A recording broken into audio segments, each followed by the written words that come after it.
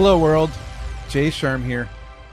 In today's episode of Future Tech, I want to talk about virtual reality. And one of the reasons I want to talk about it is because at one point I had the Oculus Rift from which Facebook purchased, but it was originally the Oculus. They purchased the company. Really cool VR headset. I wrote an article about it, and I started noticing in the news that VR has become more and more popular, probably because of the pandemic and people were stuck in quarantine, and virtual reality kind of offers you an escape from reality in a sense, because you can go to the beach or you can go to the mountains or you can visit other countries through virtual reality. And what started off as a tethered headset that you had to connect to your computer started to evolve and became the standalone headset, which you could either insert your mobile phone, or it was just a headset without a computer that just operated on its own. That was the Oculus Rift that I used, which then offered the ability to add a controller. And the controller let you move around the world as well as see around the world. So that was a really cool thing. That's the one that I used. But we've seen a lot of sci-fi movies and shows where virtual reality went to a whole new level. And that's kind of what I want to talk about. Like, where is it headed? Because a lot of people always say, well, what's going to be the next big thing? Well, we've had Pokemon Go, the game where you have augmented reality and you can see the Pokemon in the real world. That's augmented reality, where you're augmenting what you see using your mobile device. Virtual reality is where you are literally immersed in a virtual environment or a real environment. But there's limitations, right? There are limitations. I feel as though the next iteration of virtual reality is going to be a combination of augmented reality and virtual reality, and even a step up.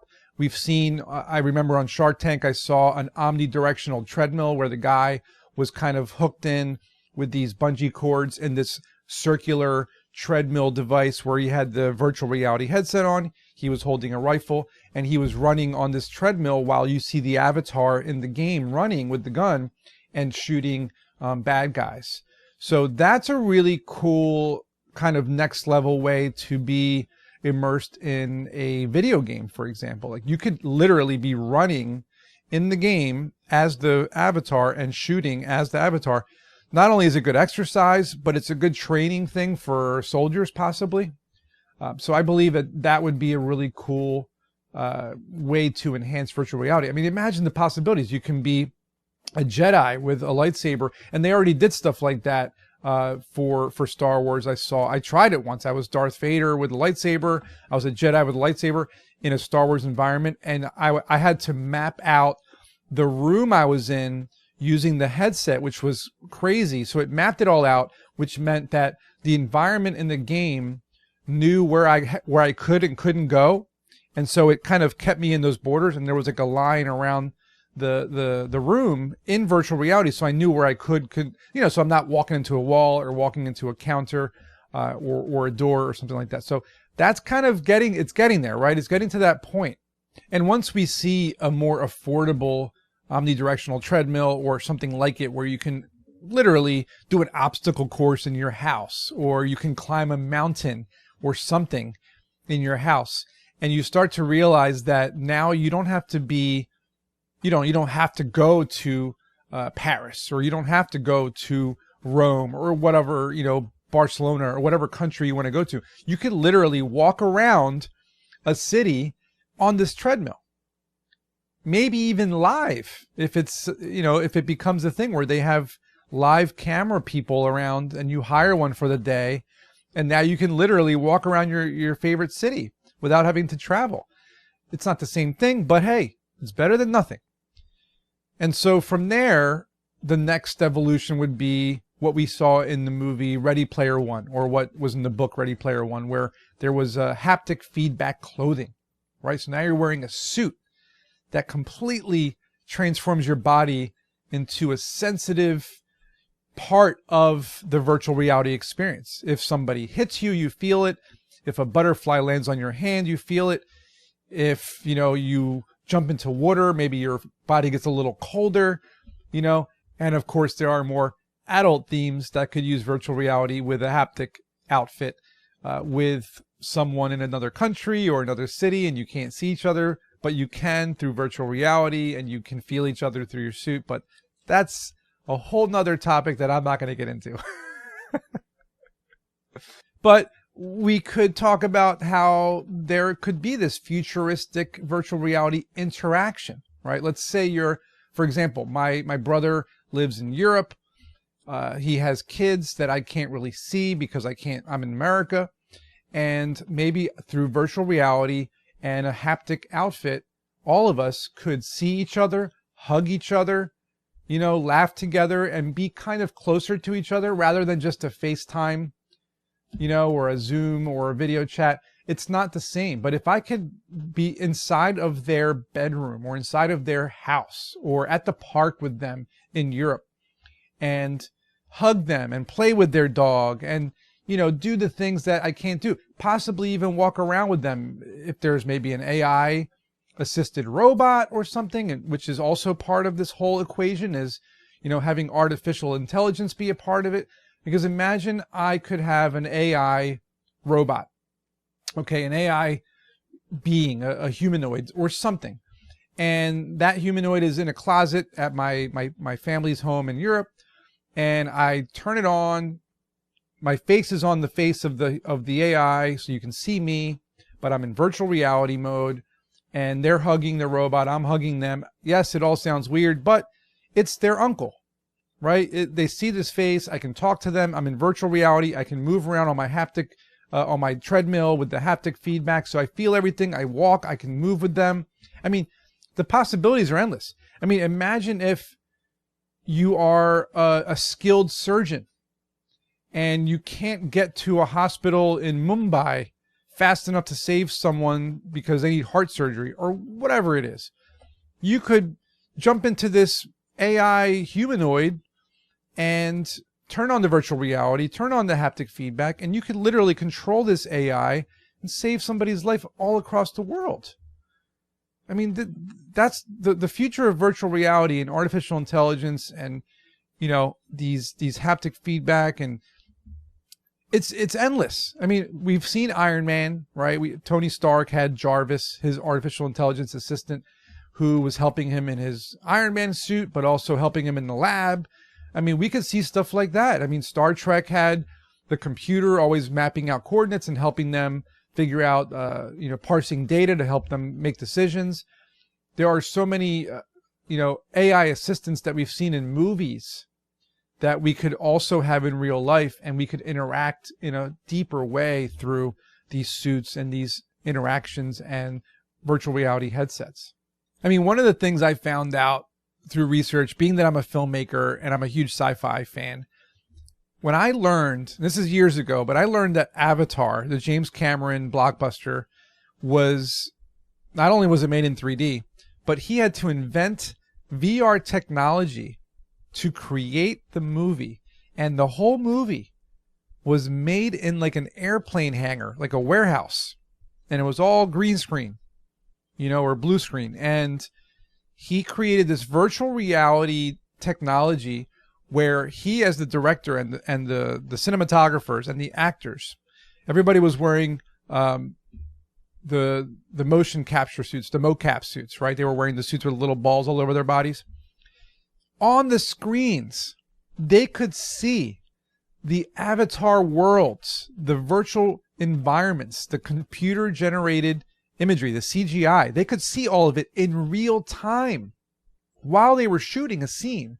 And the actors wearing these suits could see themselves in their avatar special effects because they were doing it live. I mean, the implications of this, and keep in mind, Avatar is now an older movie.